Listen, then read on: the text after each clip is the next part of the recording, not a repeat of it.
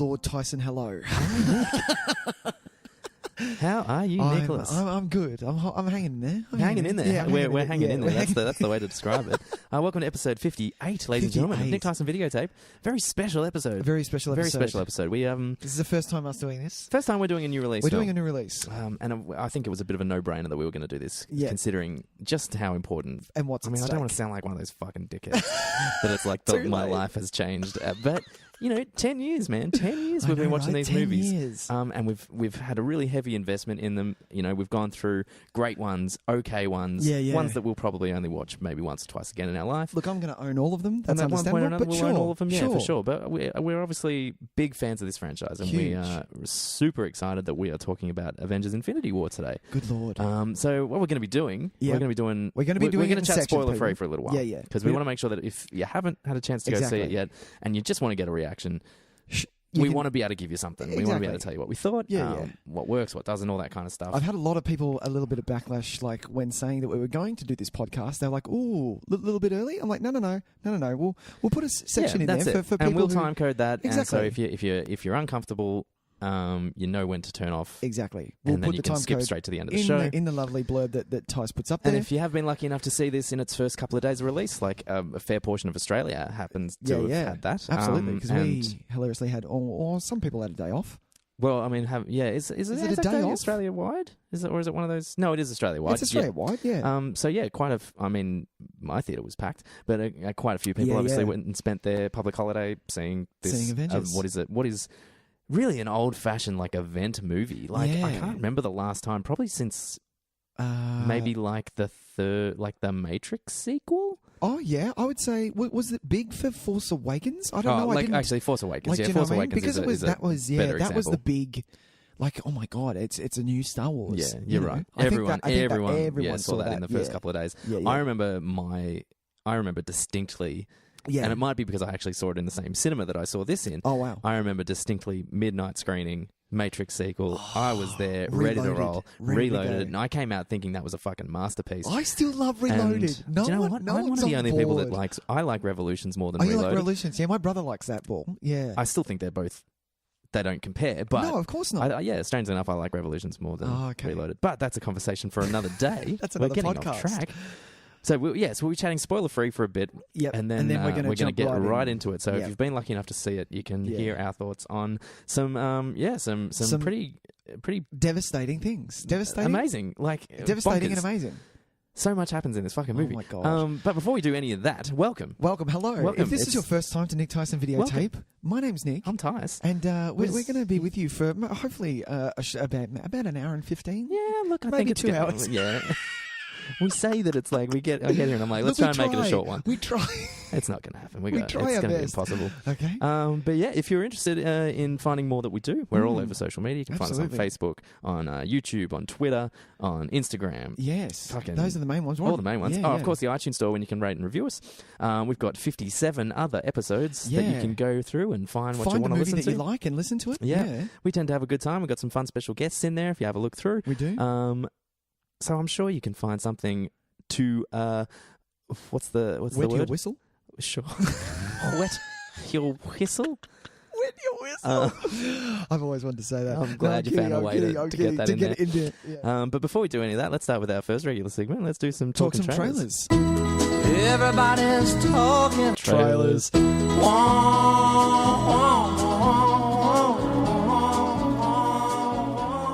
All right. Oh my god! Look, I'll be honest. We're going to be short with this one. We're going to be short because our focus has been elsewhere. Yeah, exactly. I've spent the last looked at any 5 days kind of trying to subdue my excitement, keep a level on it, and just be like, "Hey, man, it's okay. I know you. I know it's 5 days away, but I know. But you try not to build the level because you don't want to be disappointed as well. I tried to go in and go, no. I just want it because I went in to Doctor Strange right on high. This is going to be amazing. Okay. This is going to be boss. Like I've read a little Doctor Strange, not that much, but I've read a little, and I thought, and I came out really disappointed. Sure. Then with another That's a rewatch, shame. I was like, no, this is actually Doctor a good Strange movie. is it's solid. Good. Yeah. But this one, I was like, no, Nick, you're going to watch the first trailer and that's it. I didn't even watch did you watch the Marvel 10-year? I did watch thing? that because that was actually really cool. Oh, and you put it up on yeah, I I shared that on the Facebook page. It's really lovely. It's the perfect kind of warm up. Get you geared nice for this. If you watch that immediately, I spent kind of the last few days beforehand doing a lot of retrospective stuff, like reading a lot of up to this point think pieces and shit like that about the Avengers, and kind of watching some YouTube videos that where are we now and all that kind of stuff and where we've come, and it really is remarkable. Yeah. God, anyway, we're getting so I've been busy, is what I'm saying. Right?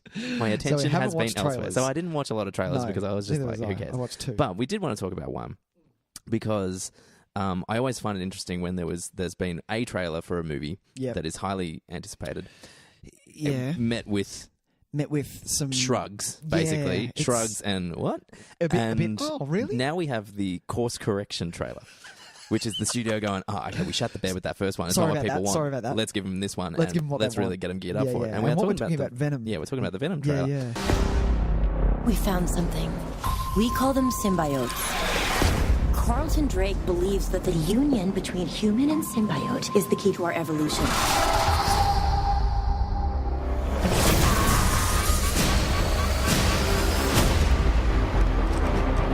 I'm feeling really sick. I'm hearing a voice. Eddie. You're not real. You were just in my head. I'm gonna need Mr. Drake's property back. I don't know.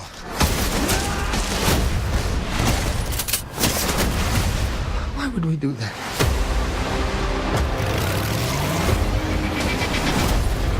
If you're gonna stay, you will only hurt bad people. The way I see it, we can do whatever we want. Do we have a deal? So let's push All play right, on so this bad boy. So we're gonna. What we do, we play the trailer. Yeah, we play the trailer and we discuss it. While we discuss it. Now, the first trailer that it came out with didn't show anything. You didn't get Venom. You didn't get Brock backstory. No, you got barely anything. We got one sighting of the symbiote. Symbiote. Symbiote. Yeah. Symbiote. Symbiote. I say symbiote. Well, the alien. The alien goo. Yeah. Yes. In association with Marvel. I love that. It's kind of like a. So Sony's kind of like really trying to pump that Marvel logo They're letting out. us do this. That's what that says to me. It says, look, they're letting us do this. But do you know what I did find interesting about that first trailer? While I didn't love it, it did look to be a different type of superhero movie. Like it was maybe trying to do some different things. And I think that's where they went with this, with the whole anti-hero wording coming up. Yeah, well, I feel like this trailer is way in the other direction. I find this trailer incredibly generic. Yeah, totally true. I think at least the other one, we didn't see much of anything. You didn't see Venom at all, but it had like this gritty kind of aesthetic, and I was like, oh, this could be interesting. Maybe they're kind of doing it on like a street level, kind of almost like the Netflix series. Almost like a Kick-Ass type. Oh, maybe. Sort of a little bit like that. Yeah. But now we get what looks just like any other origin story. Origin story, or in this case, supervillain origin story. And Tom Hardy, what do you? Did they obviously paid this man a lot of money to Tom just Hardy's chuck an interesting away. choice. But he always Tom Hardy, And now we're getting a whole view of the tendrils. Yeah, which I did like that Venom's voice, because the comic wise that's how he works. I know. Yeah, that you happens. don't like that? I'm not enjoying it in what we're seeing so far. Because I think they went the wrong way with the voice. Really? Not with they could have. The voice is a great idea. Yeah. I think they went the wrong way with whoever they've got doing the voice really? or whatever. I thought it was really spot on. I think it was the only thing I liked about the trailer. That's interesting. Yeah. Because everything else is just... And we've got really trashy, not very good special effects shots. We've got, and then the actual reveal of Venom itself is... I'm going to go out and say it. Go on. Terrible. It looks like a Power Ranger, something in Power Rangers, like the TV series. Like, that's a bit terrible. Gooey. Like and in no way matching the tone of the rest of the trailer. Like, especially if they're trying to do something different, the Venom itself looks like... It looks as pretty much the same as it did in Sam Raimi's one. I can't believe I'm even saying it. I think I might like the way it looks better in Sam In Sam Raimi's one Raimi's one. because it was a bit messier. Yeah, it was a that's bit true. kind of dirtier. It had a bit like things coming out and stuff. Yeah, this thing looks. You're right. It's too clean. It's too gleamy. It looks like goo, which I understand that's what they're going for. No, well, I think it's missing some of that. It doesn't feel goopy. It feels like it's got this kind of plastic shimmer on it. Yeah. So it Whereas, I want it to be like either in my because I know now this is coming from a very much a comic book reading world. Now the symbiote does attach onto Spidey, as we saw in Sam Raimi's 3, how he turns into the Black Spider-Man, and that's all good. Now, what happens when he latches onto Eddie Brock? You either get the monster, which is what you got in Thing, but he turns into more of a Hulk. Does that make sense? He looks more like a Hulk. Okay, I get you. It Looks more like skin, not a mask or a I get or what you a mean. clean. Does that make sense? So because it looks like in this that it is just something covering Eddie's body, and it's not right. I get you. Something like an armor, almost. Yeah. So I'm like, let's hope you. But what we've learned, Tys, especially from looking at Thanos, which we're going to talk about later. Yes, not to judge a they trailer. will show it in its entire. Not everything's cleaned up yet. Exactly. But still, I think because it's clearly, you watch this trailer and it's clearly the studio saying, okay, we got a heap of shit for not showing any Venom. Yep. So let's show a whole bunch of Venom this time. Yeah, which was way not too a whole much. bunch, but let's really get in there and show some stuff. And I just don't think it's doing it any favors. No. I think the way that his body interacts with the tendrils looks kind of Mr. Incredible-esque, like kind of a bit bad. Fantastic Four bad. Yeah, true. That's very true. I didn't think of it like that. You don't want to see that. You want to see, because especially if Eddie's if they're going for the anti-hero type deal. Well, and there's not really much of that in this either. Exactly. They're presenting Eddie Brock as kind of a normal guy dude. who this is happening to. I don't know. Like, okay, we're in a situation where it's like we've got a villain character up against another villain or another villainous kind of group, and in that circumstance, we root for the more charismatic villain, I guess. Sure. Because that it's more interesting for him to succeed than some shady company that's trying to weaponize the goo, because that's all these companies ever try and do anymore. So, where was my point? It was all about the goo. It is just, It's. So we've got, so we're leaning towards two villains, but the way they're presenting Eddie Brock is that he's almost like a victim to this, as opposed to something that takes his inherent evilness and kind of multiplies it into the Venom character. Yes. So it's not that's it's, true. It's not like the true Eddie Brock. Because I was always under the impression that Eddie Brock, is kind of a bad dude. Yeah, he was a dick. Yeah. He was a massive dick. Which and that's I'm not sure. Are we getting that in this? No, I don't feel like we're getting that. I feel like you hit it on the head. He's a victim here. It's like happening to him. So it's attached to him, and it's happening to him, and he's kind of in his head. So if the symbiote attached itself to a good person, we saw what happens in Spider-Man 3. It's like a corruption. Yeah. Whereas when it attached itself to Topher Grace's Eddie Brock, who was a dick. Topher Grace, man. Poor Topher Grace. No, suck it, Topher Grace. Keep going. Sorry, I'm not a fan. But look, he had his time. He did. What a champ. Yeah, half the reason why it was so disgusting and like shocking to look at was because of his inherent dickishness. So I don't know. Yeah, it's a strange. I don't know, man. I don't know what to make of it. It looks weird. I think it's and some especially of the aesthetic. with him arguing with Venom. Like, oh no, we should really do this instead of this. Yeah. That's not Eddie Brock to me. Eddie is all about, no, we want to be the best. We want to be the first. Want this. I want to be... Are you going to give me the power to do this? Exactly. Okay, then let's do things. Let's do it. So, I don't know, man. I don't know. There's a couple of shots where it makes me think that they're kind of leaning into this horror movie aesthetic, which I'm interested in. Sure. If they want to do it, but then there's other bits like, there's like that motorbike with the motorcycle jump, chase right on the top.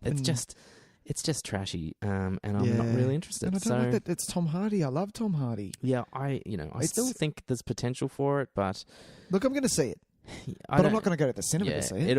I'm going to need to see some positive word some of mouth. very big on positive word. Yeah. And this is I won't be rushing out at all. This is where I will watch all of the trailers in something like this, because if the trailer can change my mind, then sure. I'm with you there. We're 2 trailers deep now, and I haven't liked either of them. Look at. And so on a third trailer, if you do a little bit more kind of tone placement and I really kind of get a gist of what we're talking about, maybe. But if it's all grinning but look at those face, teeth. You can't be an anti-hero with those teeth. Do you know what I mean? Does that not make sense? It almost looks scary. too faithful to the comic book. No, I'm happy with that. Be faithful to the comic book. No, I mean you haven't morphed it hasn't movie transitioned into real world. Yeah, that's so true. Like Bane, comic book, if you look at it, the man is bigger than the Hulk, right? Comic book, when they did the film in The Dark Knight Rises, that was a perfect... That has made him a big human unit. Yeah, exactly. That was a perfect weighing out. Yeah. But no, we're going to wait. Yeah. And it also depends what universe this is playing in, because if it is playing in the normal Marvel universe, I guess maybe we can have this kind of fantastical elements. Sure. But they keep dodging the question, and they keep kind of being like, "Oh, look, it exists on a similar plane." Look, and we're it's associated. Hang on, what are you talking about? What are you talking about? Is Tom Holland going to be in this? Am I going to see Spider-Man? Is there like a shot on a television of Spider-Man doing some stuff going in Harlem? Yeah. Where was he from? Not Harlem. No, he's from Queens. Queens. Man. Fuck. Yeah. That's right. No, you're right. Other part. Yeah. Do you know what I mean? So and then it's like, okay, well then the fantastical elements kind of suit because we've just seen some a big giant purple alien man. So I'm okay with this. But if they're not doing that and it's like it's its own thing and it's this really grounded world and it's all it's all gritty and real, this doesn't suit that at all. This doesn't fit. No. This doesn't fit. All right. Anyway. No. We shall see. Venom. Who's directing this? I think it's Ruben Fleischer. Is that how you say his name? What has Ruben done? He's that's Zombieland and Gangster Squad. That's right. Is that him? That is him. I looked it up last night when I watched this for the first time, and I was like, "Oh, I remember Gangster Squad. I'd like to give that another shot." I didn't mind Gangster Squad. Look, I know for a fact that you're the same as me. You like suits and a tie and jazz and smoking, and this is what I watched it for. I like ladies in cocktail dresses with femme fatales. It's a time gone by for me, but I thoroughly, I like living in that era. Oh, I'm a big fan of that era. Back there, oh my god, era. Do you know what I mean? Era, yeah. Anyway, but that's it. Look, there are other trailers, but we'll get to that next week. I think maybe we'll get to that next week. We've got too much to talk about. We do have too much to talk about. We have way too much to talk about. So should we just jump straight into our feature prez? Good lord, feature presentation. We're coming at you. That's it.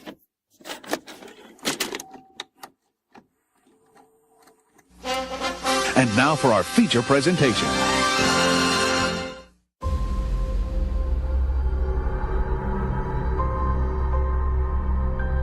The entire time I knew him, he only ever had one goal. To wipe out half the universe. If he gets all the Infinity Stones, he can do it with the snap of his fingers. Just like that. Tell me his name again. Thanos.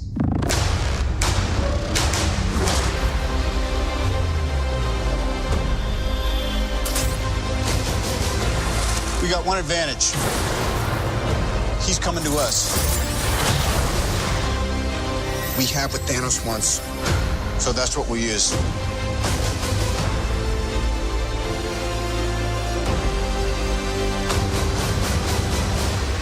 Let's talk about this plan of yours. I think it's good, except it sucks. So let me do the plan, and that way it might be really good.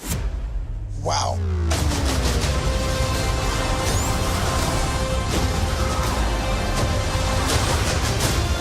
The end is near.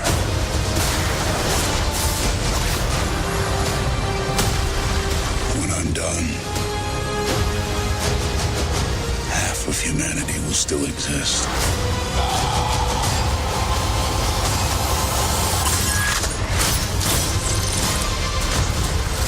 Perfectly balanced, as all things should be. I hope they remember you.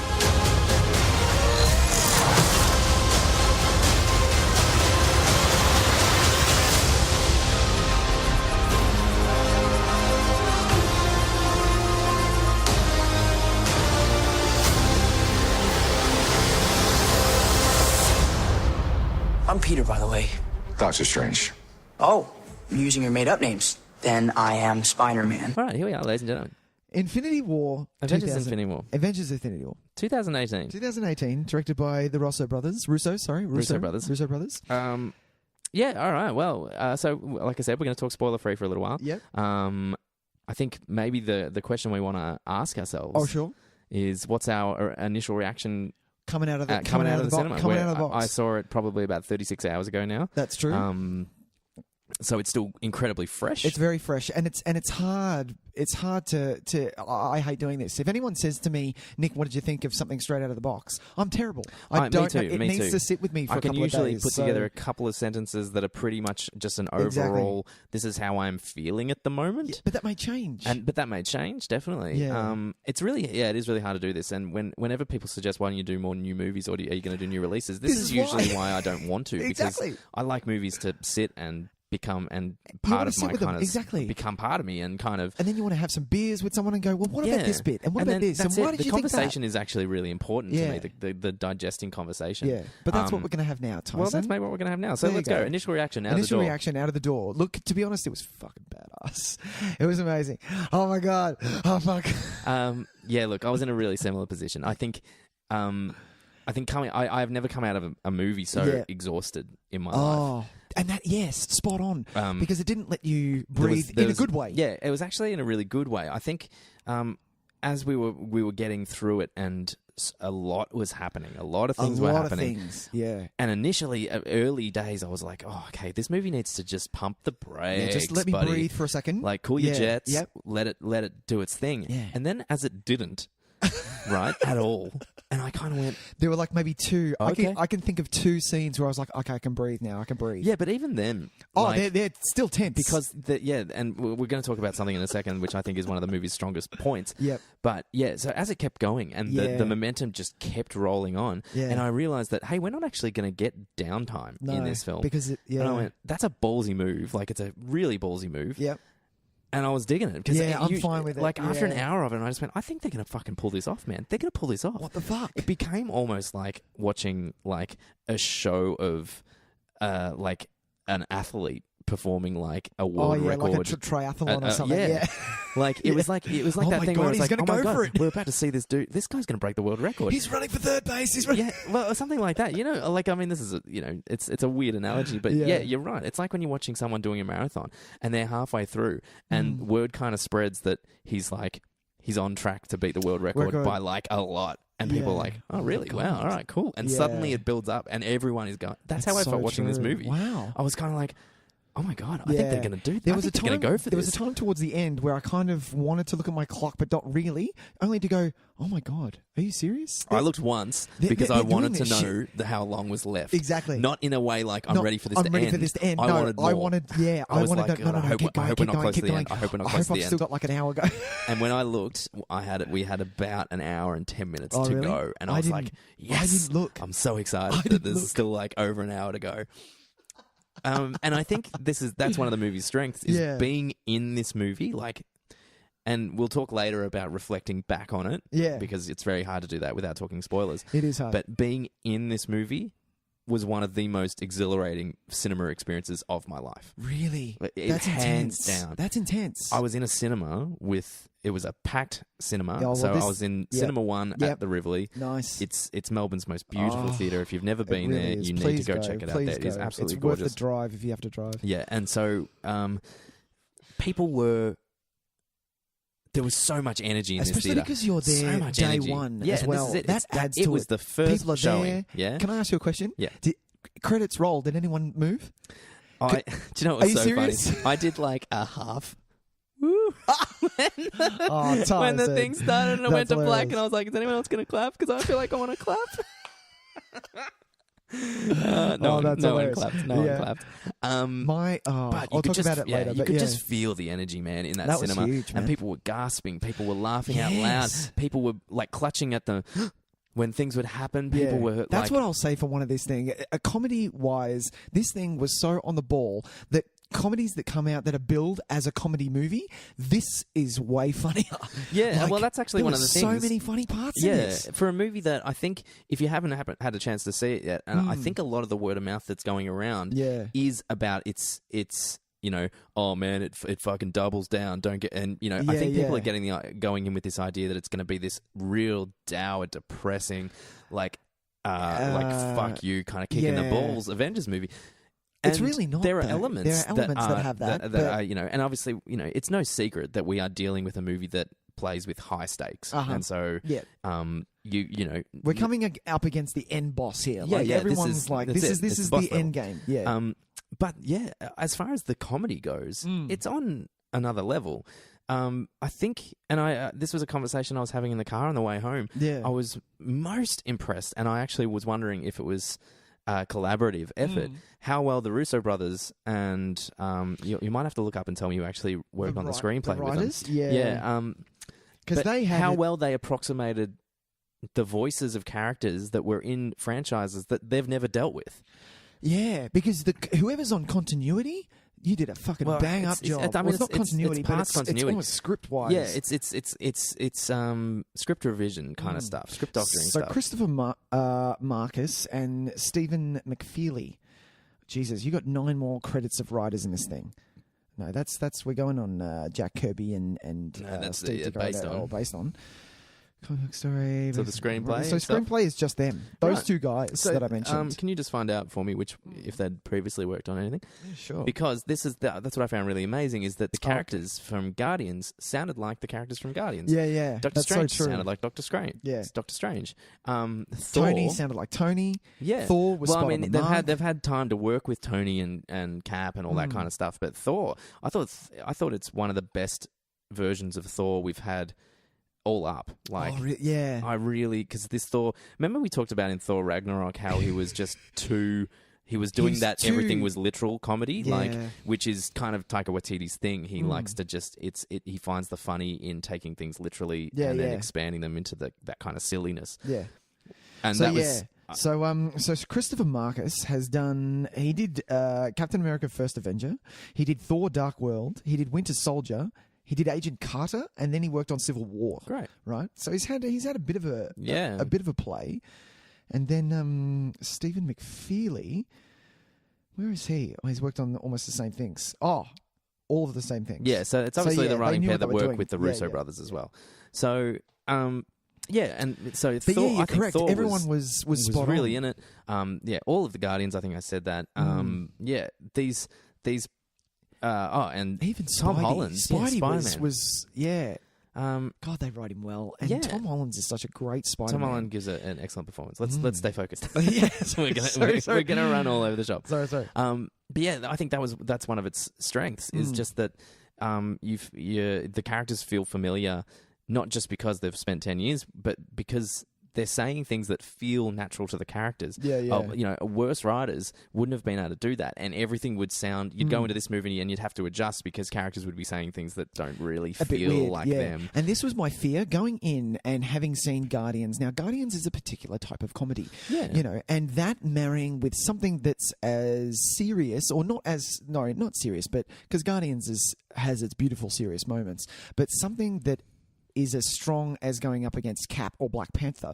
You're having, I didn't know how it was going to gel, but it gelled so perfectly that it was just almost seamless. Like they were working on the same thing. So it was everybody, really good. All the character interactions are really cleverly thought out. I think as well. There's a lot of pairings and little break-offs that are perhaps not the ones that you would have thought of at first. But I found once they began, you were kind of like, well, that's a great little group of people. I want to see this group of people play together. Yeah, exactly. And so it was really nice. Like, it might not have been obvious at first, but after a while, it was like, fuck yeah, that's what a great bunch of people to have hanging out together.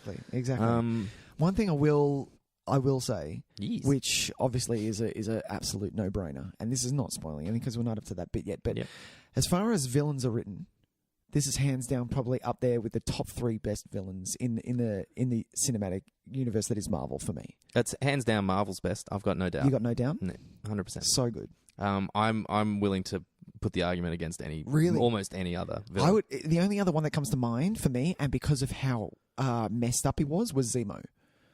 For me. Yeah, but that's on a different level. Does that make sense? He's not going to come up to Thanos, but he's there with... Zemo is like... you're right. Zemo, it was a good performance. Well. It was really well written. Yeah. And it was a villain that left more than a physical impact, which I think is that's rare. Why. For me, I have never felt... as legitimate a threat. The threat is insanely as real. I had any time Thanos is on screen. Yeah. And because they establish it very early that no one is safe. No, and so any scene, and they establish very quickly just how powerful he is. Yeah, that's what. And they do it in very clever ways. Yeah. And so we'll talk about that in spoilers. Yeah, yeah. And so every single scene he was in, aside from maybe one or two where it was with characters that were established that he had a relationship with and wasn't going to threaten them physically, you couldn't relax. No, because you were on edge. You were on edge like, the whole this is time. It. I'm scared. Oh my God, moment, this is it. Yeah. And it was like, and they made it so clear, he could literally grab any of our characters and crush their skull with his hand if he had an opportunity. Yeah, yeah. And that threat, it's actually kind of interesting because I thought it would be, when you think about it away from the film and you go, okay, how do you present a character that strong without it getting ridiculous? Too stupid. Yeah, exactly. And I think they just perfectly balanced it because he wasn't knocking down buildings, was he? No. Do you know what I mean? Well, like to put it in he probably could. Of course he could, but you don't show it like that. You show it in a way that not only shows off what he is about in his drive or his purpose, but also show it narratively to a way that it's going to affect the movie further on. Yeah, exactly. And, I know that, I think there's been more complex villains. There's been more kind of, there's better performances. I mean, it was, as far as, I think Brolin does some pretty good stuff in it, but as far as, the mocapping, sometimes it's a bit shaky. It was just a tad off, but sometimes it was so spot on as well. So spot on. When he sat up out of the water, fuck me. There was one bit where it was so. He just turns his head, and you could see veins when he spoke, and just pores around his neck and stuff. Yeah, and I was like, that's pretty beyond incredible. Anything, yeah. But I think because he is so driven in his goal, yeah, in a way that is almost like he makes it feel so inevitable what he's doing. There's getting away from it. It's just this march towards the inevitability of it.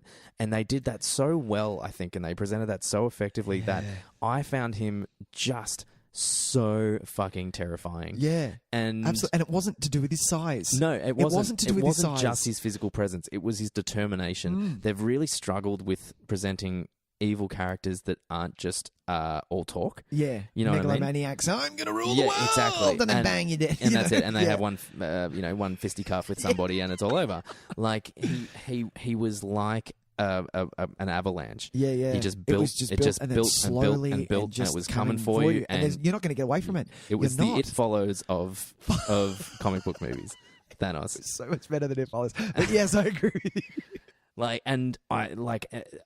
I think the fact that they were able to pull that off, it speaks volumes of that, because I think that was a big doubting point. I think people were going in. I was very scared he was a that purple it wasn't Homer going to fucking Simpson. work. It was Grimace from McDonald's. It was Grimace, and you know, oh my God, that actually gets played as a line in the film, which is very funny. Someone does refer to him as Grimace from McDonald's. But oh God.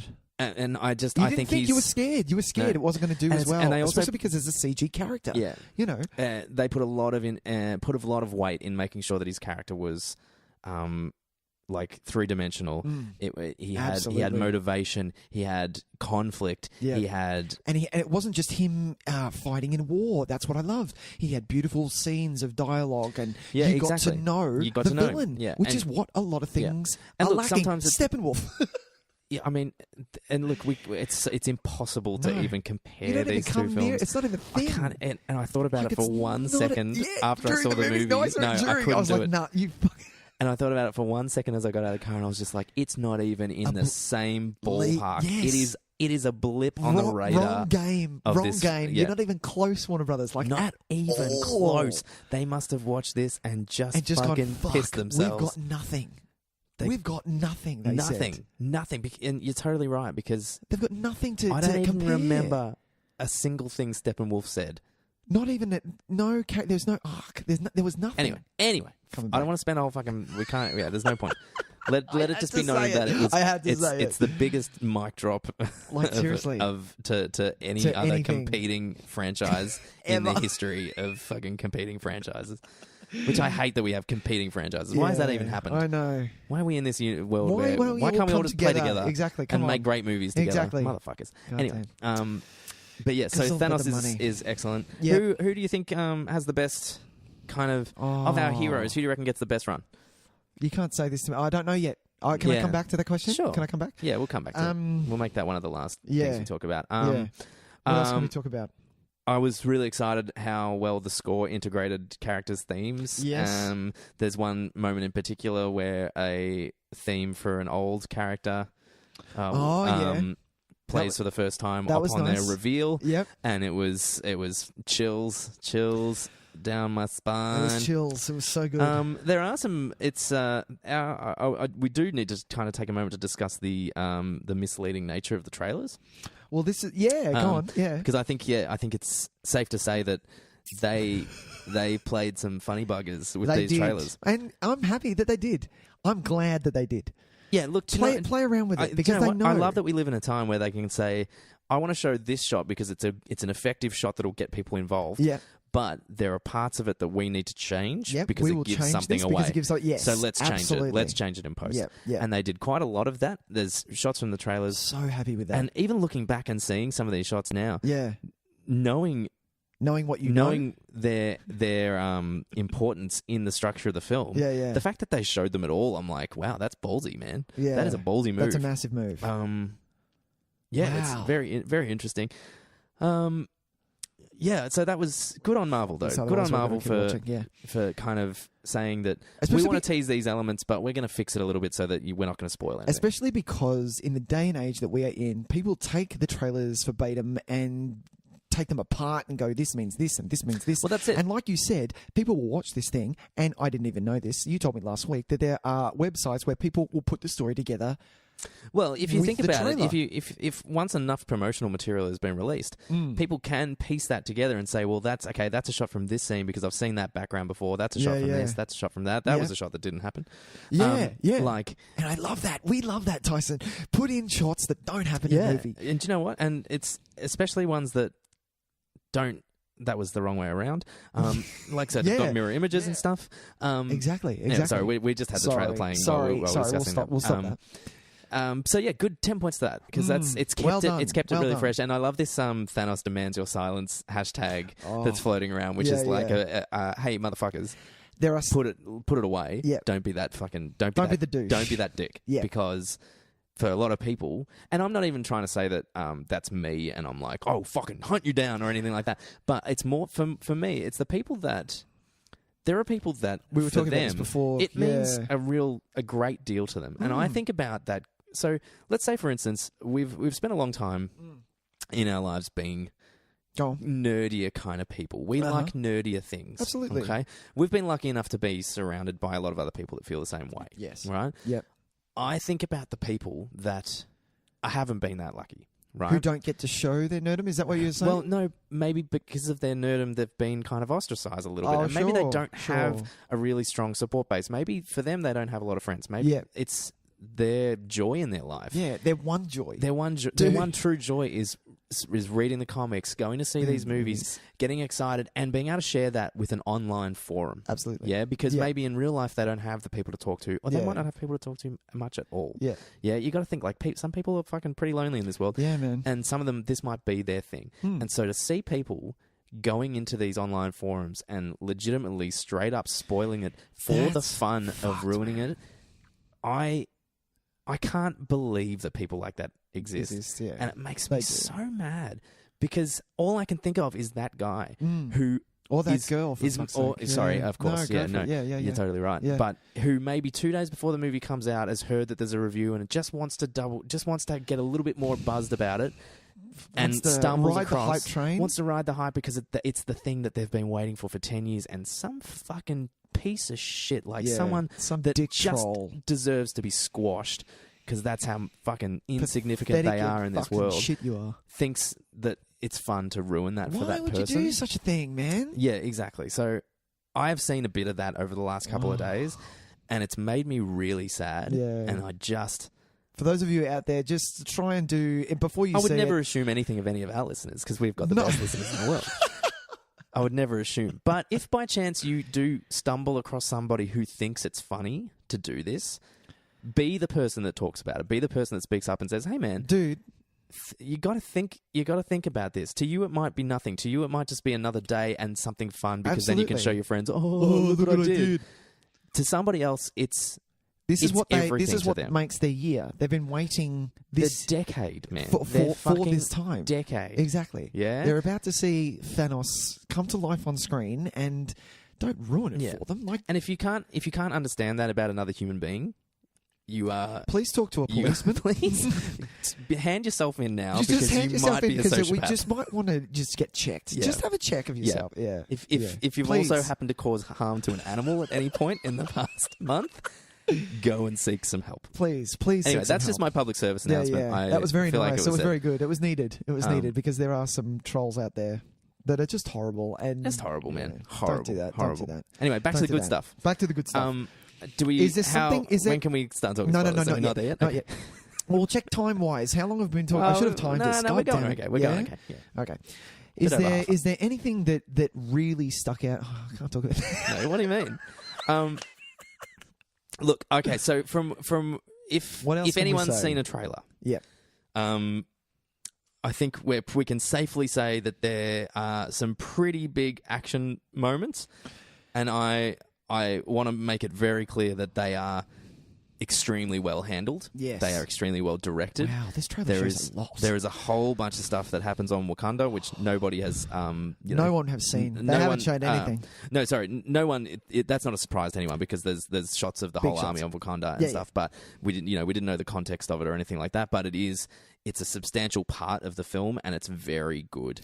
It's really, really good. I think it actually kind of fixes, no offense to Black Panther, but it does some of that Wakanda battle stuff better than Black Panther did because it can't. Black Panther I enjoyed. Don't get me wrong. I thought it was a really pretty great film, but I think the best parts of Black Panther were not its battle scenes. I don't think they were particularly well choreographed. No, that's true. Or directed. Black Panther did a lot of dialogue scenes really fucking awesome. Really well. Really well. I think it was that's very true. Very well very true. directed and performed and written in its quieter moments. Yes. Anyway, but so no, I the agree battle with you, scenes are fucking are ridiculous. They are as epic as you want them to be. Yeah. Everything feels like it has stakes, like legitimate stakes. And every moment, this is one of the things it has working for it. Every moment, even the small victories, feel so integral because it's like there was so many. Everything is like a snowball effect. It's like, well, because of this little victory here, it meant that this kind of happens here, and then this can happen here, and this everything reacts is important. to this, and this reacts to it's very. And then that moment, this character arrives is perfect because it was just at the time when it needed to happen, and then all of a sudden it's okay, and this leads to this, and it's so true. And it was so that stuff works exceptionally well. Yeah. What about Thanos' Black Order? What did you think of them? I was going to save this, but yeah, they were my best. They were my favorite parts. Oh, nice. I think cool. they were my favorite parts. That's a big call. Yeah. Even though going into the end, you're obviously going to see a war come to its massive climax. But yeah, it's the Black Order for me that made this movie. I'm going to say that. I would say what I found really cool about them, I'm very unfamiliar with them, so I don't know their names. No, that's They didn't really refer to them by name at any point in the film. This movie just goes. Like, if you're it's fine, you don't need to know them. But that's the thing. They don't do that thing where it's like, oh, let's make sure we know who everybody is. No. Someone just says, oh, no, it's Thanos' children. There's a great line from the one who I think is the best one. The one that talks the most. Yeah. The one that had the most dialogue. Yeah. Well, one of them doesn't talk. What's his name? It's such a great characterization because he's like this little kind of Mr. Burnsy looking fucking dude. Cornelius Grave, is that who you're talking about? Yeah, maybe. Yeah.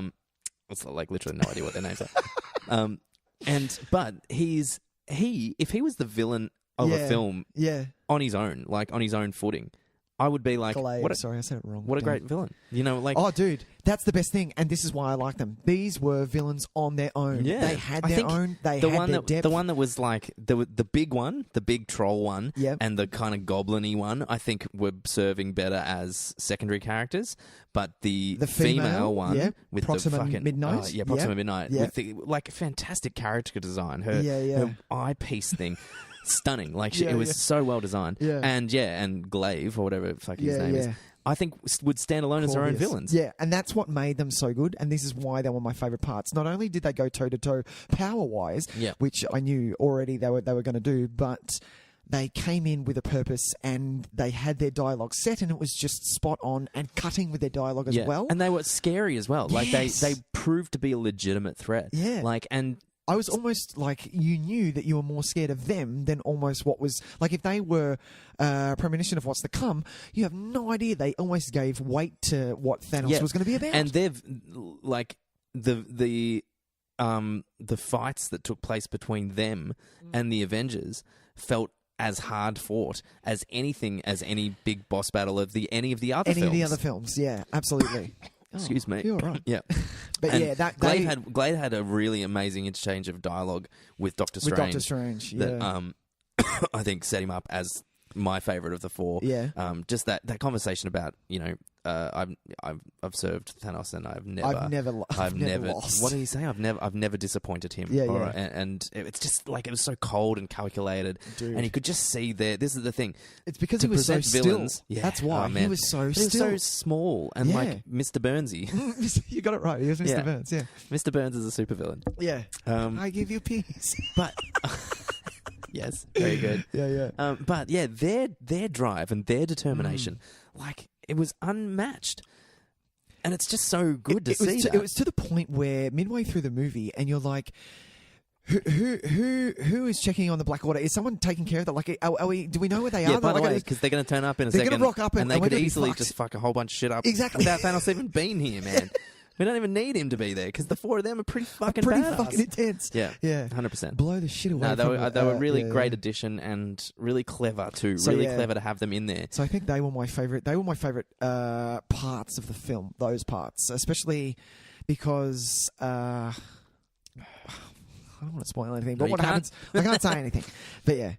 What happens throughout the film? Those parts were my favorite parts. So let's talk about. We'll talk about arcs. We'll talk about who was your favorite. What you said before. What did you say? Favorite character. I think we can take it in two ways. We can say which character has the strongest kind of overall arc, which I think we should save. Let's save that for spoilers. Okay. But when it comes to talking about which character we think got like, did you come away going? Which character did you come away and say, I really enjoyed this character in this film? Of the heroes. Yeah. It could even just be for small moments or big, like it can big obviously moments. be for the big moments, but if there was just a small moment as well, why not? Well, what was yours? Okay. It's a hard conversation because as soon as I start, so many balls in the air. Yeah, and you have no idea. God, talk about juggling through lines so effectively. Do you know what I mean? And it was just the way it was like they like read I'm my scrolling mind. Down the cast list right now, and it's too many. But because the amount of times in this film where just at the moment my brain went, "Oh my God, what's happening with this? blah blah blah blah blah?" Bang, we were there. Cut, we were there. Absolutely. It was like they knew, and I'm like, that's so effective, man. If you could pull that off, and as well as they did, and they did, and fuck, they did. Yeah, that's what I was going to say. When you said at the start there was no room to breathe. No, it's gone. God damn it. God fucking damn it. Yes, I did say that. You did say that. Well done, Tyson. Sorry. Okay. So look, if I had to pick, who's yours? Go on, if I had to pick, and look, it's a sentimental choice, but it's Thor comes out MVP for me. Thor. Yeah. Okay. And all right. I can't help it. I think Chris Hemsworth as Thor is just one of the most inspired things that the MCU have done. Casting this guy as Thor. Spot on.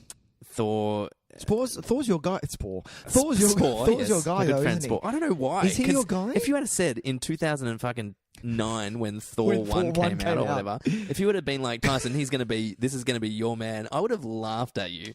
would have been like, you are fucking kidding me. You've got to be serious. Yeah. Really. Well, that's good. That's to see what Thor, the character, has gone through and his arc over everything is really good. I don't know how it's happened, man. He's my favourite. And this isn't spoiling anything for those who have seen Ragnarok, Thor doesn't have anything. Like, he's almost on his own. Yeah. Like, he is the sole owner of Asgard, if there is an Asgard left. Yeah. Do you know what I mean? And I think a big part of this film, for me, and Thor's journey of it, I think deals with some of those issues in a way that I think, in a movie that we just talked about, giving you no time to breathe, still managed to be about these really important things like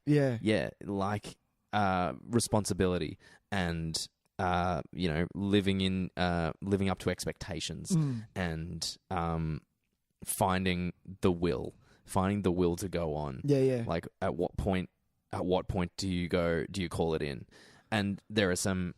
And I think some of the Thor stuff, I think handles that so well, and in just such a beautiful way. Like, and I was so on board with everything he did. Yeah. Having said that, I've also got to shout out because, man, Captain America in this fucking movie is amazing. Is amazing. Look, okay. So this is where I jump in because Cap is my guy. Cap is my guy. He's.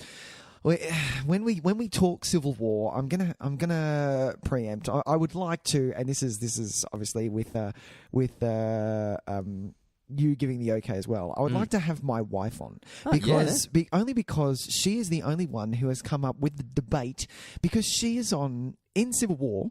She is on signing the Accords. Sure. And it is such a great... We debate to the point where I'm not talking to you anymore, shut up. And we go one for one. So I want to have her on because she's Tony Stark.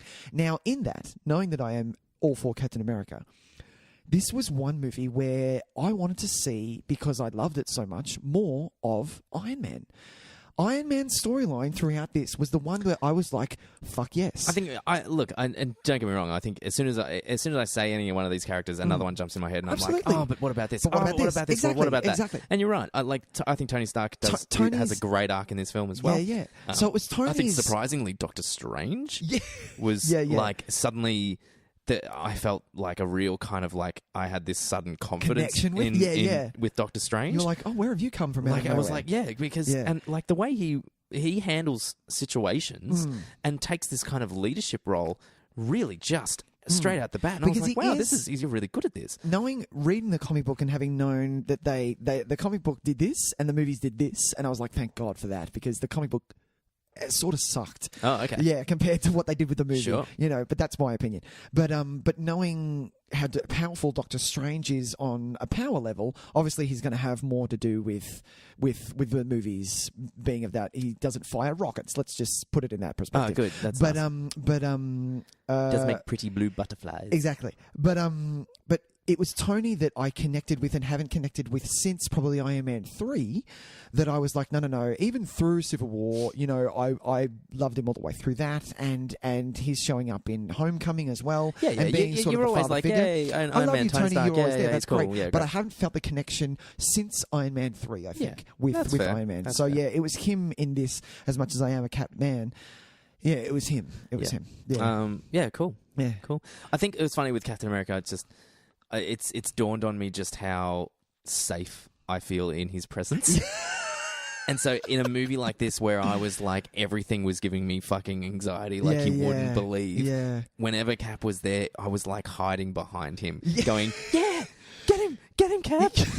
Like, and see, that wasn't me. That was me going, you are fucked now. Oh, you are so fucked. I was like, bring it on, Cap. And so, like, it's funny because I never really realized how much he has that effect. The character has that effect on me. I think before we move on, I just want to acknowledge the overall what has managed to be achieved in this, because we're not talking about finished. No, that's true. We're not talking about like this kind of plucky, this plucky kind of cinema, this plucky movie that's managed to like wade through shit. These could be garbage. These could be. What are you talking about? The fact that these movies are as good as they are, the fact that the performances are as good as they are, the fact that they are written on a level that is so far beyond what is acceptable for like blockbuster level entertainment. And they're not just chucked at first time directors either. These things are coming out of the woodwork. Like they're no, we're going to put Kenneth Branagh on this, and we're going to take Joss Whedon. Yeah, and things like that. They're really handled well. But they choose kind of. I mean, it might be a little kind of preemptive to say the word, but some of the directors they've chosen, they've gone down that auteur kind of category, where it's like, we want to get someone who will bring something to this. They're not going to just do what we tell. And look, some of them have some of these directors have kind of gone, look, you're not giving me quite enough freedom. Yeah. But we've gotten through 10 years, and we're in a position where we've never seen anything like this. The closest thing I think we've gotten is the fact that Hugh Jackman stuck around from the year 2000 until true, now. To do a that's character. really the closest thing we've had to anything like this. Yeah, that's true. And now that we've got the return of Star Wars, we're seeing it more frequently as, let's bring back the old gang again. Yeah, that's so true. The fact that we've had for these 10 years, it's pretty much on the whole, good to amazing level films. Yeah. I think the worst you can get is... Ooh, here we go. That was okay. Oh, that was pretty good. Yeah. That's the worst that comes out of it. I enjoyed it. I had a good time with Let's that. put it on. Do you want to watch? See episodes Incredible Hulk. Yeah. Hey, do you know what? If Incredible Hulk's on, I'll watch it. I'm going to watch it. I'll give it a watch, man. I might do something else. I might check faces while I'm watching it. I still fucking love it. But I'll give it a good watch, man. Like that's probably the worst. That's my least favorite, The Incredible Hulk. Oh, really? I think so. Really? And my that's least because favorite. You love Dark World. I don't love Dark World, but I'm nowhere near as against Dark World as other people are. Rather. I'm gonna put on Ant-Man or Doctor Strange. Ant-Man's great. I love Ant-Man. Before I go anywhere near Batman versus Superman, anywhere near. Well, let's not let that infect this conversation. Okay, cool. It's like when I watched that video that Marvel put up. It really is a special occasion, and I for some people it might not feel that way. For some people, it's signifying the death of cinema, and it is the death of originality. And we're living in a time where everything will be studio controlled, cookie cutter stuff. There's no more originality ever to be found. I don't feel that way. I'm actually living through like my inner child's fucking heaven right now. Because we're living in a time where at least 3 times a year I get to be a kid. I get to be a kid again. Yeah. And for 10 years we've finally reached like I guess what we're calling like the epoch of all that, I guess, right now. Maybe Avengers 4 will end up being that. But it's because it's the 10-year anniversary as well. So it feels kind of like it feels really special. Yeah. And I think it could have been... Really, they could have put out anything. And people would have seen it. Flock to this thing. It would be the biggest moneymaker of all time. Absolutely. It might not... it might end up being talked about the way Age of Ultron was spoken about. Mm-hmm. I can't see that happening with this movie. I legitimately can't see it happening. I'm sure if we have, I'm sure there will people that will find fault with it. Absolutely. And that is okay. That is totally okay if it wasn't for you. Yeah. I legitimately think, and I don't want to use hyperbole too much, sure, that it will be spoken of as one of the great comic book movies of all time. Wow. I do agree with you. Only because of what they foresaw and what they pulled off. But that's what I mean. Do you know what I mean? Surely that goes into consideration. It has to. You've got to look at these people and go, you know what? You fucking pulled this off. You Feige had a vision. And dude, he put his money where his mouth is. And I give it a similar kind of feeling to when you finally finish Return of the King. Yeah. If you were sitting next to Peter Jackson, the first thing you'd say to him is, "Oh shit, man, you fucking did it. You did it. Well done. Well done. We got there in the end." And that's how I felt at the end of this movie. Yeah. Totally I just was like, I had to write it down Marvel, because I remembered what I was going to say. Oh, yeah, go for it. There wasn't, when you said, what is it? It was a roller coaster ride and you didn't have time to breathe. Yep. There was no dead space. That's what I want to say. There was no scene where you were like, come on. Let's get it on. Let's 2 get it on. hours Come on, and let's go. 40 fucking minutes or whatever this movie went for. And they pulled it off. That's what they pulled off. Not a waste of a second. There was not one scene in that where I went, okay, I'm going to open my... There were scenes better than other scenes. Oh, that's sure. But there was not a wasted one second. Scene, one wasted second. Absolutely. 100%. There was no dead space. We're going to pause. I'm going to pee and we're going to let loose some we'll talk spoilers. Some spoilers. Jesus.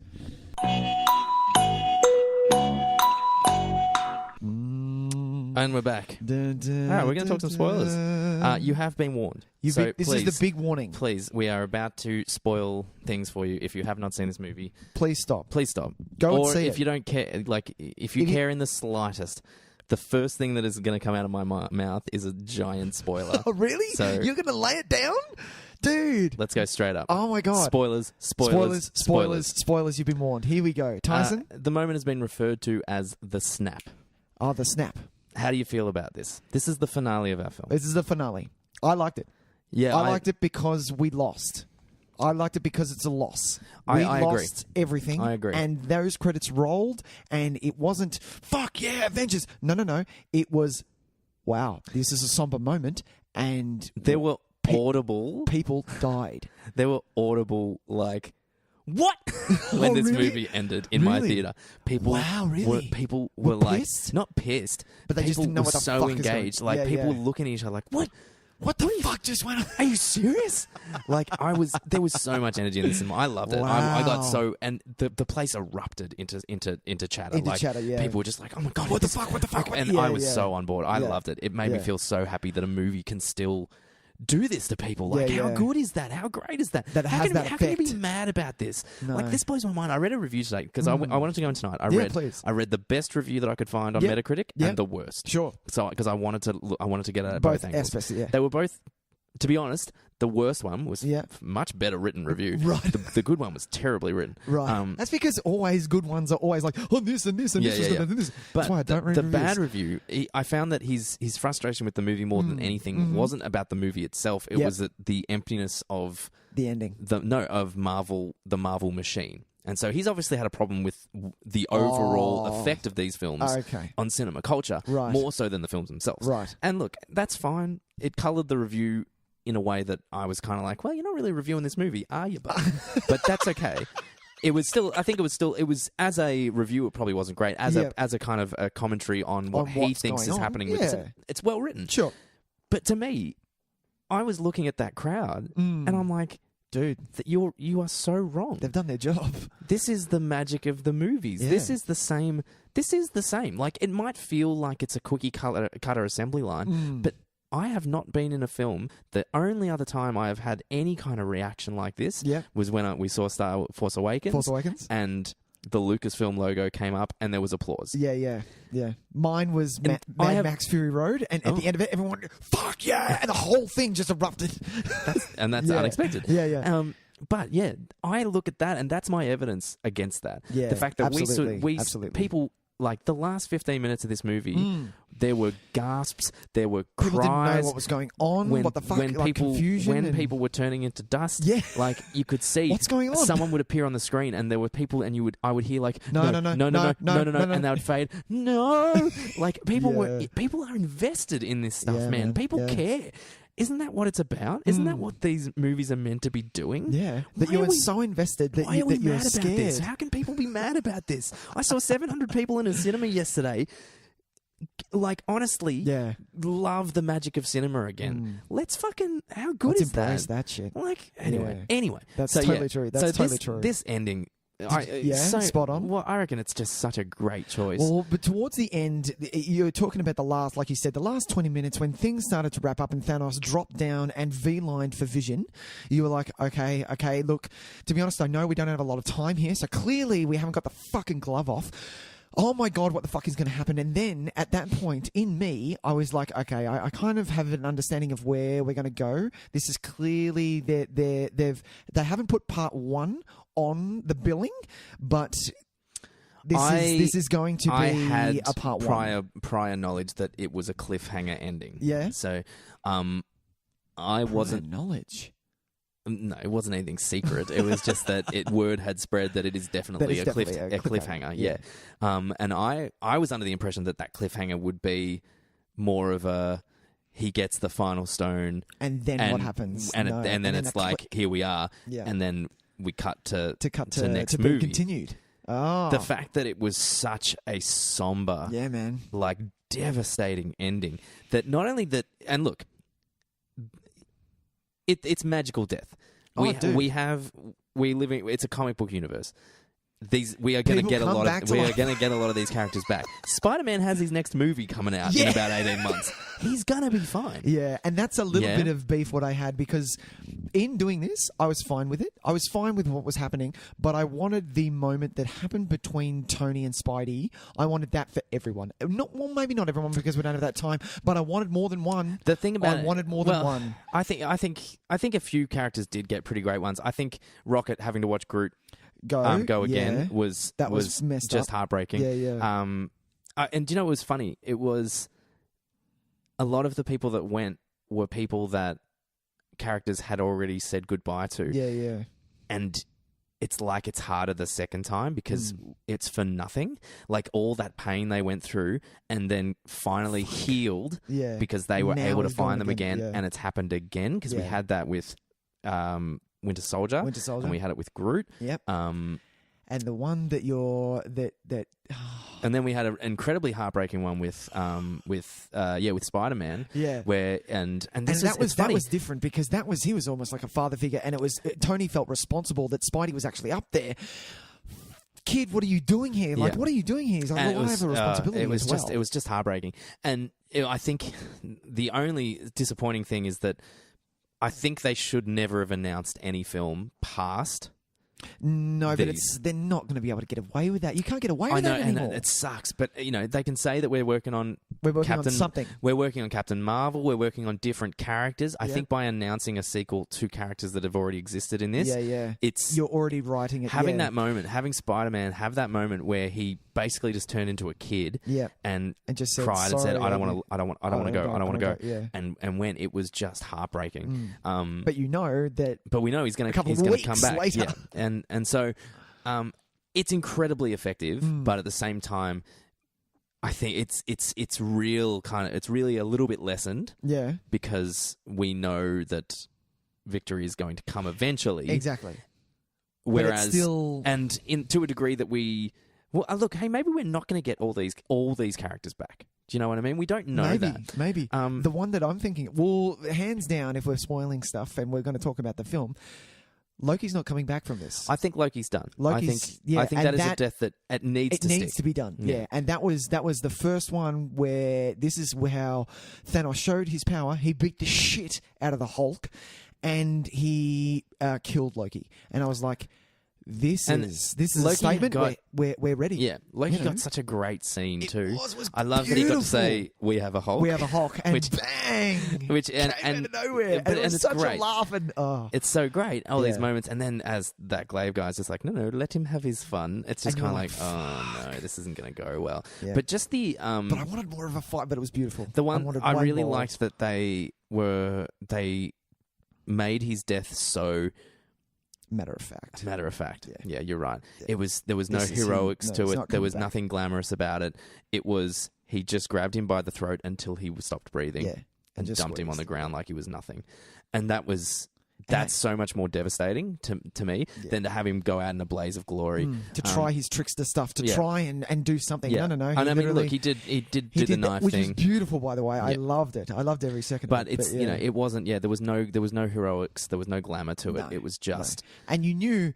I love it. Bleeding from the nose or the ear.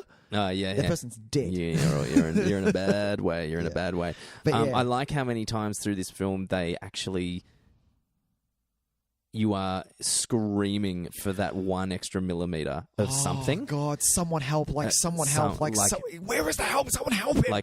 In that moment, you're just like, oh my God, just another millimeter. We would have got it done. Yeah. There's the bit where Gamora actually gets him, but he's just being altering reality because he wanted to see what she would do. And I knew that was the one. Yeah. In my head, I was kind of like... In my head, I'm like, no, we're not getting a fake out. We're not getting a fake out, and it's not going to be Thanos. Yeah. For a split second, I thought, oh my God, are we getting the biggest fake out ever? And it's not Thanos. It's the major villain. It's going to be like the Collector or some shit. And he just walks over. Galacticus comes up, and goes, "Hey, here you go." But no, and then obviously the Reality Stone. But the funny thing about it is because that fake out could feel like a cheat, but it wasn't. It was actually incredibly important for his character. Yeah. Because he was like, I want to see what she's going to do. I want to see what my daughter does. Has she got the balls to do it? Yeah. And she does. And then he says, she is fucking emoting her ass off and bawling her eyes out because she killed her dad. tears for me still. Wow. Like, all right, maybe you got something in there. Yeah. And that also had my favourite moment, almost my favourite moment in the film, where he tells Peter Quill that he likes him. I loved it. Yeah. Loved it. You got balls, kid. That's what You it got was. balls, kid. It was like the fact that he actually pulled the trigger and he was going to do it. He was going to shoot her. Yeah, well done. And he was like, But guess what? This is not I like where- you. Yeah. You can go the distance. Yeah, yeah. Oh fuck! It's just, and this is what I mean. There were like, so many of those so moments. many So of those, many. So you so didn't- many of those moments. Didn't have time. You don't. And this is- You almost don't have time to process all of them. No. And this is. I needs posted my immense review. rewatching. Immense my rewatching. initial review was, I wanted to see it again immediately. Yeah. And it's rare that a movie makes me do that. And I it was ready to go only again. because. Yeah. It was exactly that. I had so many moments that I was like, in a different movie, that would have been the most memorable thing in it. In this movie, it was the 7th most memorable thing. Yeah. And there were another 20 still to come. Because I know there are moments in this, even in this podcast, that we're not going to talk about. We're missing a whole heap of So shit. much. I just want to pick out my favourites. Yeah, really. Yeah. Let me. Oh no, you go. Well, I just want to. Oh no, wait, hang on. What I was going to say before in non-spoiler, Nick Tice, was that we're wasting spoiler time with non-spoilers. I know, that's ridiculous. Anyway, go. Was with the Black Order, yes, right, and how scary they were when Hulk wasn't coming out of Banner, yes, which was a whole nother scene altogether, which is I think great. Really, to me, really when great. he was in the Hulkbuster, and I'm going, someone needs to help Hulk, someone needs to help Banner, someone help him. Yeah. Where is it? And he's just going. And I'm like, someone help him! I thought it was. That was the one going to go moment bad. where I was like, yeah. oh God, please, someone help him! Someone help him! Because there isn't a Hulk movie after that. No, that is what had there's never me. going to be a Hulk movie. They're never going to do a solo one. And in my head, that's where I was like, someone help him! This is going to be the end of the and Hulk. that's it. Yeah, I'm constantly processing in my head who's got contracts, who exactly, what who who's have said they announced goodbye? for, who Yeah. exactly. And but in the end, it didn't matter. No. It didn't matter because, look, I'm fairly certain Gamora is in the Soul Stone. Like it's her. So nice pick. Look, it's not mine own. It was something that when it first happened, I was like, wow, she's dead. And then they did the moment at the end where he did the click and he went straight to that plane of existence where he first found the stone. It was the same kind of watery emptiness. He got his sunset. All he saw was her. Yep. And I was like, like I find that really interesting. Yeah. And when we were talking into the car, my partner Emma reminded me of the conversation about the soul for a soul. I think what the soul you put in as the sacrifice to get the soul stone lives in the soul stone, and so you have to kind of almost you have to justify your actions to it each time. It's like the conscience. It becomes your conscience in a way. Yeah. And so I think she's going to come back. I think they'll find a way to bring her back. I think Loki and Vision are done. I think they're the permanent deaths. They're permanent deaths. Yeah. But I think Gamora's going to come back. And same with Hemdell. Oh, That was Hemdell. quick Hemdell's gone. And full on. And I was like, bummer, dude, man, I like him. He was really good. Yeah. But sorry, yeah, Hemdell I is agree. definitely I a agree with permanent you, one. and especially I want to agree with you because out of all the characters in Guardians, I'm not a huge fan of Mantis. But that's she's great and she does her thing. What happened to Mantis? She turned to dust. Yeah, of course. But yeah, and so yeah. let's just talk about the sheer like. Go on. You didn't even have a chance to mourn before it moved to the next shot. No, man. And then it moved to the next shot and to the next one. It was really and you would quick. see a person and you'd be like, no, come on. Oh, fuck, another one. And it just the constant. And I loved how at the end of it. Oh, do you know what one I found really sad was Falcon. And then War Machine going. John Cheadle was like, Dude, Sam, Dude, where are you, man? yeah. I was like, no. Like just because that's the thing that made it the saddest thing for me. It's not that they won't come back because I think they will come back. They're the gone. effect that they're having on the characters that are still there. And these characters that I love are losing their everything. Yeah, they don't know what's happened. And the fact that shot that you got at the end where you had Cap and Widow and then you had Rocket in the back and you had mismatch kind of people coming together. And these people they know each other a little bit, sure. Yeah. And some people know each other really well. It's but a weird lineup. They're going through left. stuff and they have no one to turn to. And you're like, oh, Jesus. Well, it's almost the original lineup. A little bit. But you've also got you got War Machine in there and Rocket's in the back. Yeah. But yeah, and what does Captain say? He just says, "Oh no." Is it just "Oh God" or something. Yeah, he says, "Oh God," I think. And then Thanos cut to Thanos just enjoying his fucking sunset. And I love that. That last moment, he gets his sunset. I'm like, this was a loss. We lost. We lost hard, man. Yeah, and I'm so glad we did. So obviously, Doctor Strange knows the score.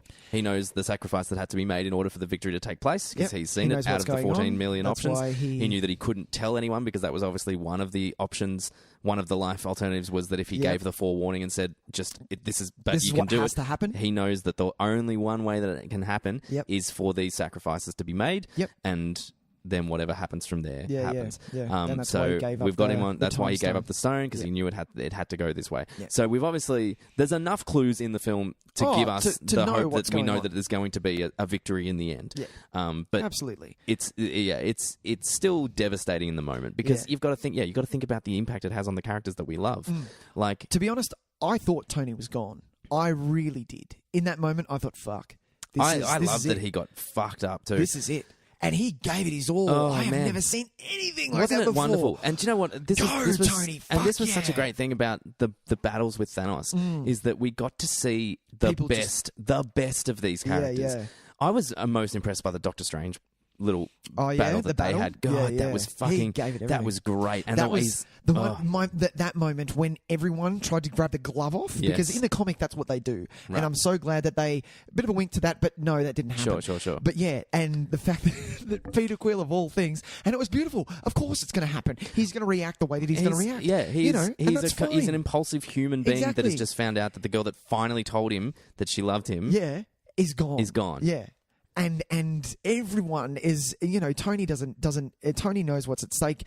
Stephen Strange knows what's at stake. Peter is just in there trying to hang by a fucking little thread, pun intended, and they've almost got it on. And that was my favorite bit. That right there, that was intense. When Mantis had Thanos under the spell, that was the most anxiety I've ever had watching that movie. He had it like this. Because he was just there, and I was like, oh my God, he's honestly, he's just going to snap back at one second. And that shot of his eyeball getting his focus back, oh my God, it looks stunning. It looked stunning. What fucking CGI magic was that? Like, Tyson, let's go see the movie now. We can make like 11 o'clock. We can make a fucking 11 o'clock chatting. Yeah. Fuck yeah. All right, so it's difficult, but these were the things I wanted to find. Tell me some things. Let's find, because I think we've talked up the ending. It's ridiculous. It's amazing. Yeah. That's enough. That's devastating. Yeah. What were there any moments that made you did the fuck yeah for? What were your moments? There were tons. I'll tell you what. Go on. This is why I was saying before I think Thor is my favourite character in this film, is because my two most fuck yeah moments are both Thor related.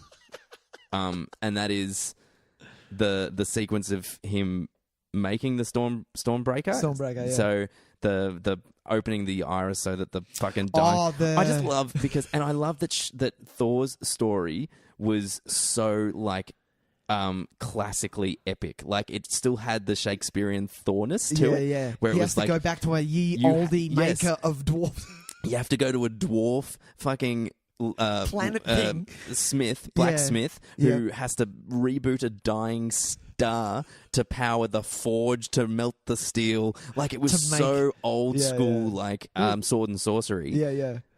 And yet, while all that was happening, we also had fucking nanosuits and fucking all that shit going on elsewhere. Yeah. Thor got to have a Thor story. Yeah, that's so true. So true. Oh, but fuck. Him holding it open and then... And just screaming while he's getting burned by... And then the fucking Peter Dinklage as a giant, which I think is fantastic. I hated it. It was the only bit of the movie that I didn't like. It was naff. I was like, I think it's really funny because really? everyone knows Peter Dinklage. It's like, oh, we need a little person. Let's get Peter Dinklage. Instead, we need a giant person.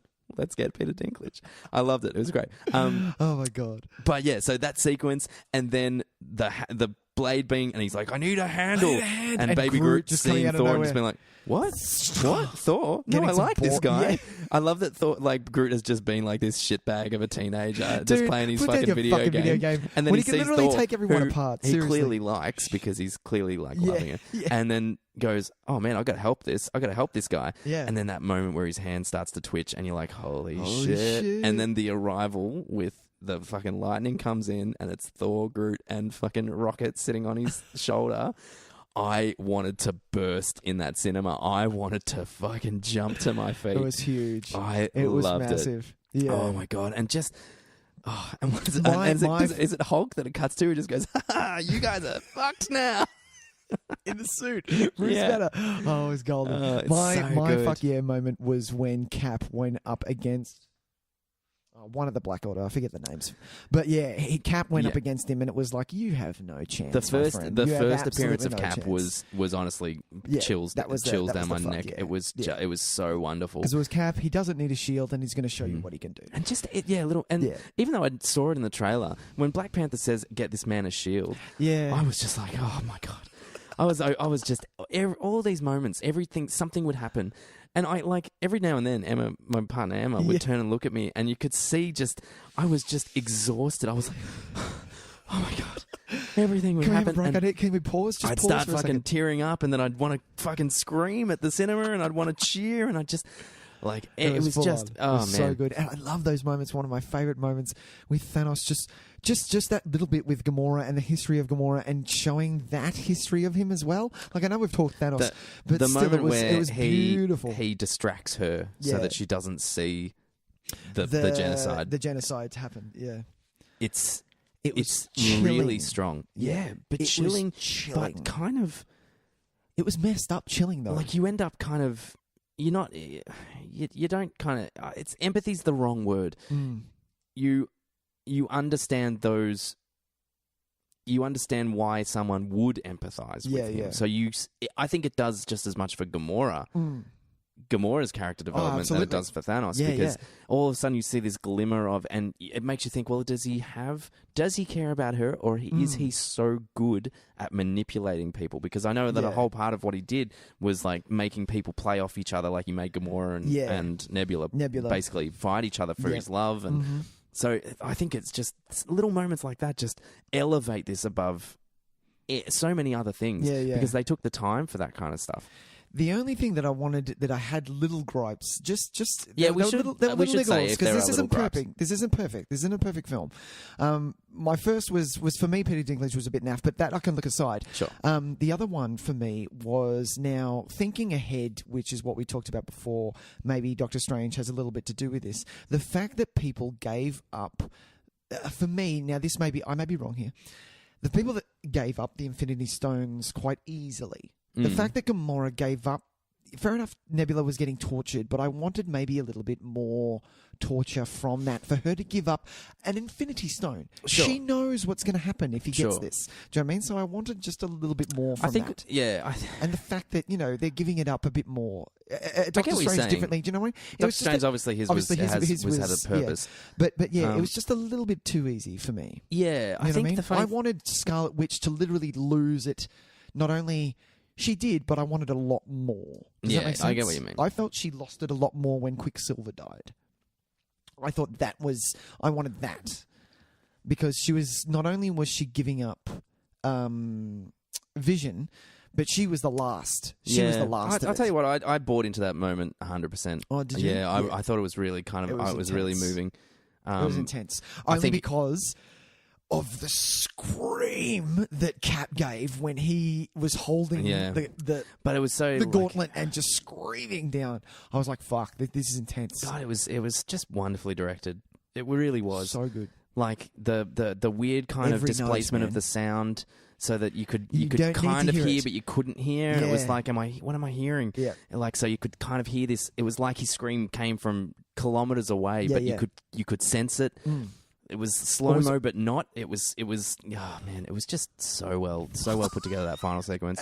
The thing about with Gamora, I get what he's saying as well, and I kind of felt that same way. I think there was. I kind of justified it by thinking that I think she knew that because that's why she had that conversation with Peter. I think she knew what that was if she got to a point where she was in a room with him, she would give it up. Yeah. Because she knows that he has that power over her. Yeah. And that's why it was like, if it comes to it, you've got to kill me because I don't want him to have this information. Yeah, yeah.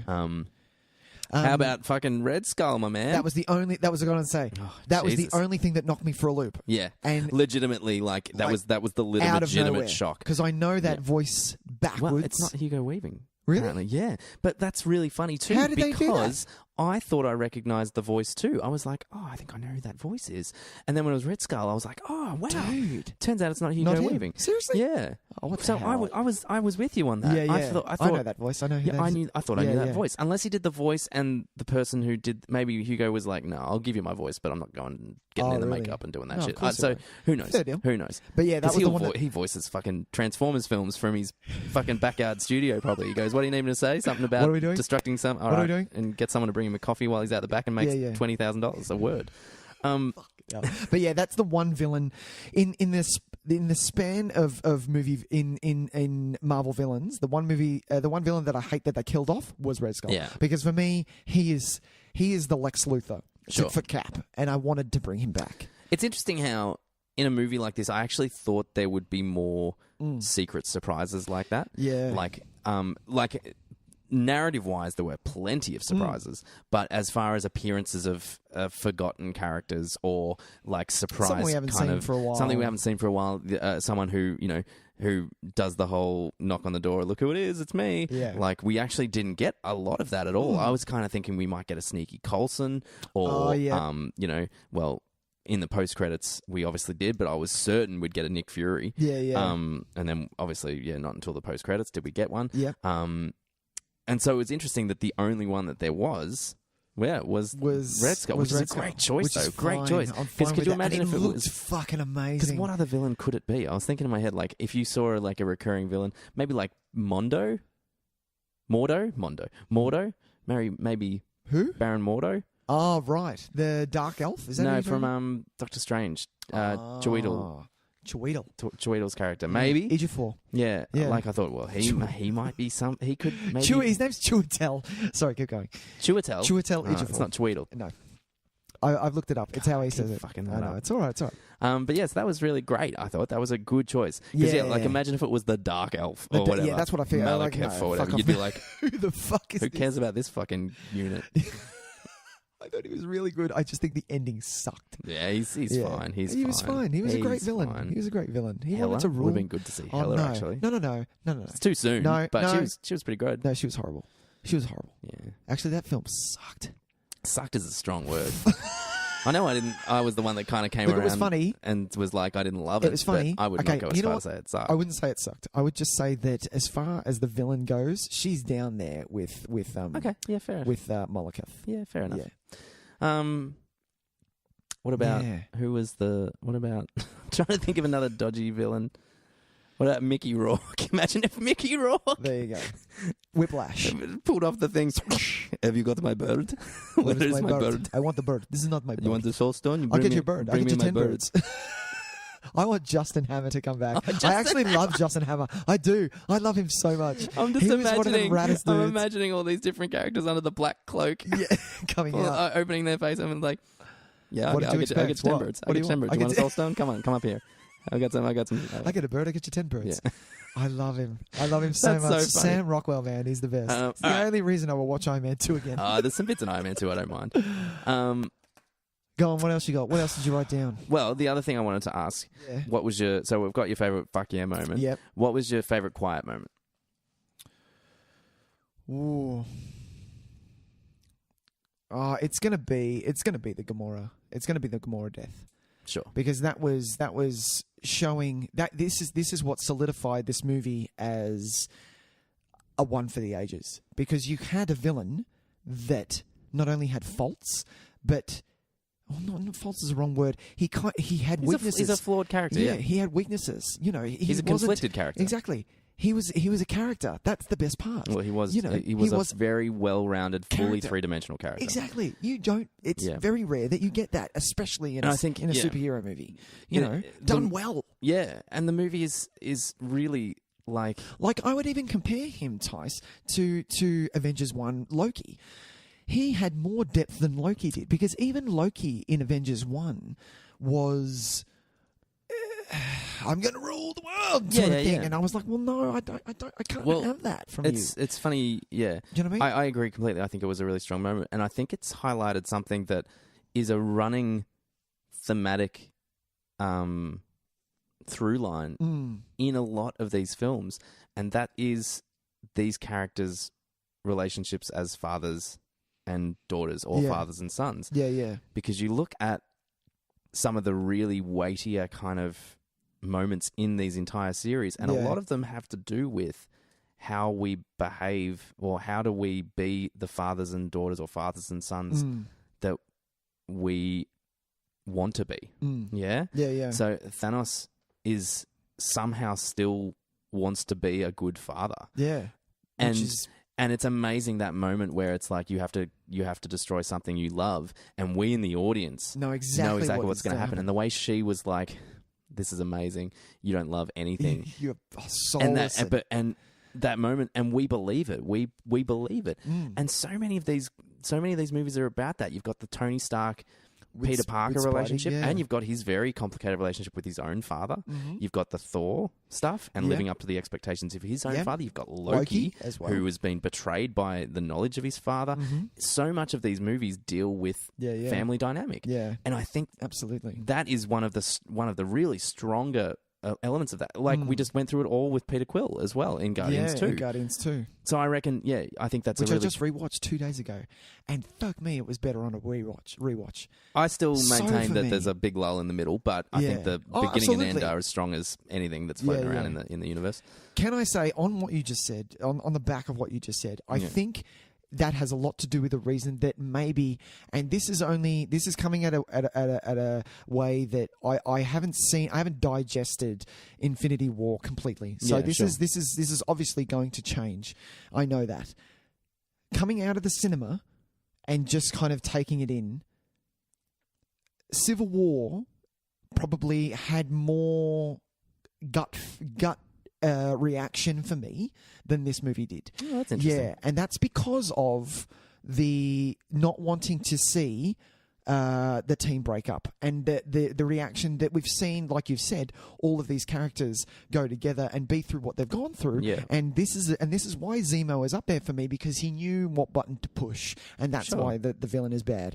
This is going to change, obviously, with seeing Infinity War. I think in the times. future, I think I'm kind of at a point now where for these ones that kind of make up a continual narrative, I think you've got your couple of Iron Mans that are really integral to it. You've got your Avengers films, you've got your Thor, maybe your Thor Ragnarok, maybe not really actually, but your Civil War, your 2 Avengers movies, the ones that are really integral to this through line. I'm kind of past trying to think of them as really separate entities anymore, because I think Civil War is incredible. This movie is as good as it is because Civil War is so good. Yeah, that's so true. And hand in hand, the stuff that happens in Infinity War is so devastating because they've just mended so many problems that they had that came out of Civil War. So it's part of what I was saying before, that doubly devastating effect, because not only have they just lost their friend, but they just lost that friend that they just rebuilt the relationship with. So it's so much more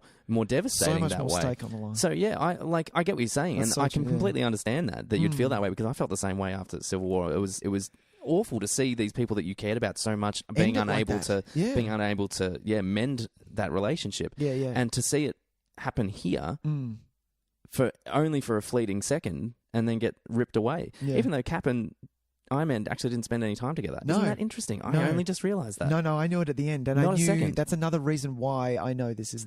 You knew this isn't the end, because I can't believe I didn't even think of that. Really? Yeah. I did not see that moment. Everybody else had their moment of coming back together and what's the word? Forgiveness with each other. Yep. Yeah, none for Cap and. No, Tony because Stark that's the one he didn't that even you make see. the call. That's fuck. Oh man, fuck it's these. The phone that left. These movies are good, man. Banner had to pick up. These movies know their characters. They know them so well. That is why they work. Because, man. Anyway. Yeah. I'll give you mine. My favourite... quiet moment. My favourite quiet moment was the conversation between Thor and Rocket. Oh, wow, nice. Yeah, I thought that was my favourite pairing. And it was a pairing that when it first occurred, I was like, I never thought of this would work so well. But I loved their little interaction where he's like, "I like you. You should be the captain." You say, "I should be the captain." Yeah, you're right. And then their understanding of each other, their understanding of each other's, like, because what Thor was actually saying ended up being a pretty similar conversation to what, remember Rocket's breakdown? How nobody... You're talking about Guardians 2? Are you talking about... I can't remember when it occurs, but it's the one where he's like, everyone leaves me. Yeah, no one Guardians loves me. 2, Is it Guardians 2? Yeah, and he gets together with Mondo because him and Mondo have that bridge. That Not Mondo, that's that's twice that we've said the word Mondo, and we're talking about somebody else. Fucking Hondo. What the fuck is his name? So many Rob. characters What's his name? in this movie. Oh, Rob knows his name. In these fucking movies, God, there's too many characters. It's not our fault, people. We've got a lot of balls to juggle. Fuck. With the whistle arrow, he's the best fucking thing ever. I'm Mary Poppins, y'all. What's his fucking name? Holdo. No, that's what I said last time. Hondo? Hondo?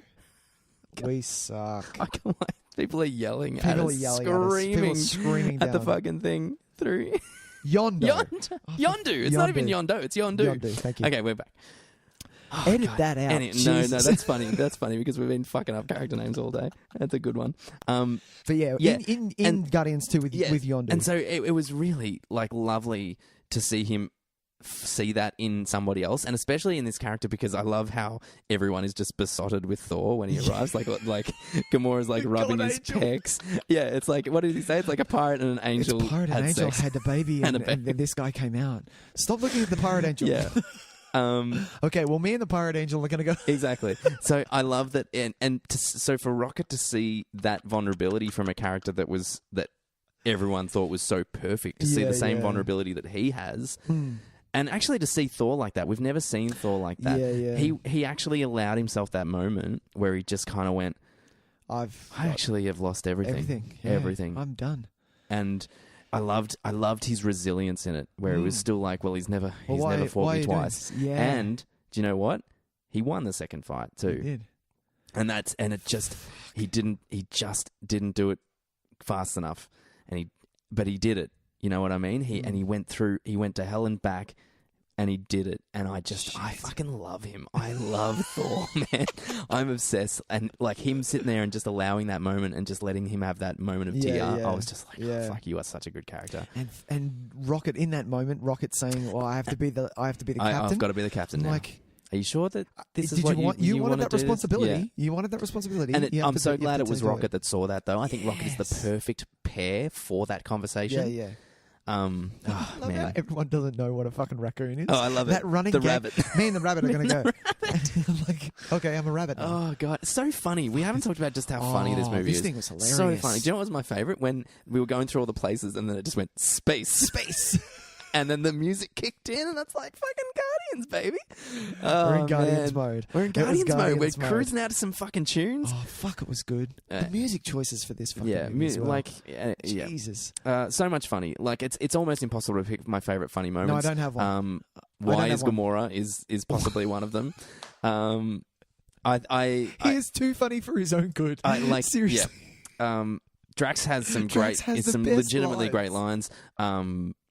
Spider-Man has some really great fun things. Peter Quill, some of Peter Quill's stuff is great as well. And Peter Quill and Tony just riffing off each other, it's just their whole interaction is Tony's really always great. funny, but Jesus Christ, even the start with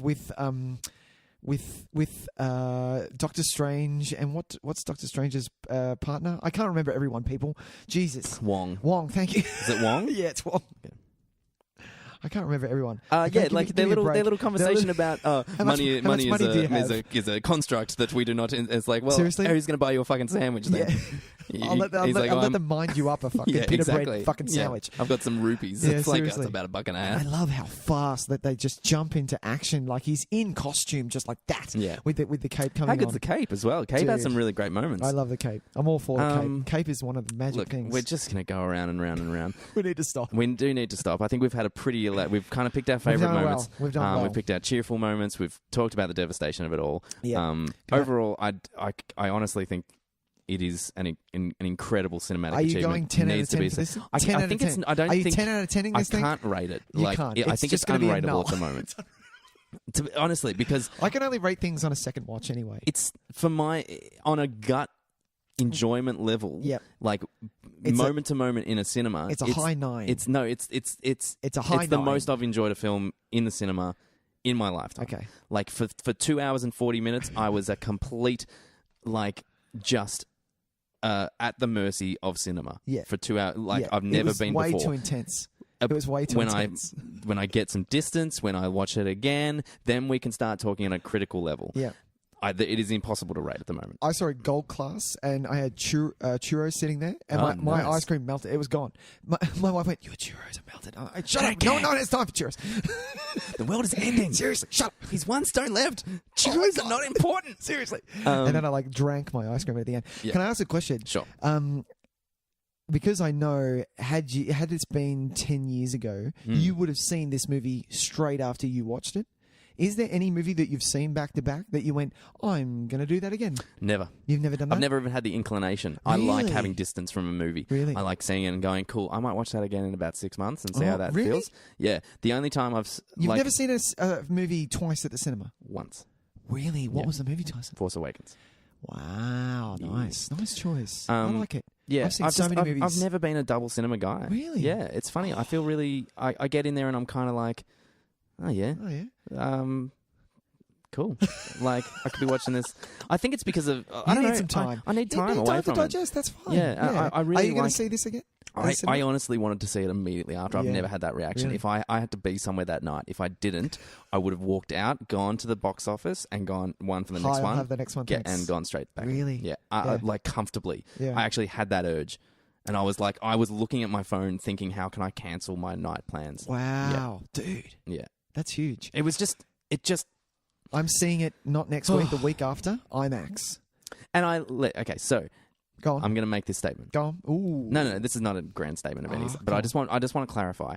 I am not a fucking crazy Marvel fanboy, right? I know it sounds like I am. What kind of... No, but you know what I mean. It sounds like the raving of a lunatic right now.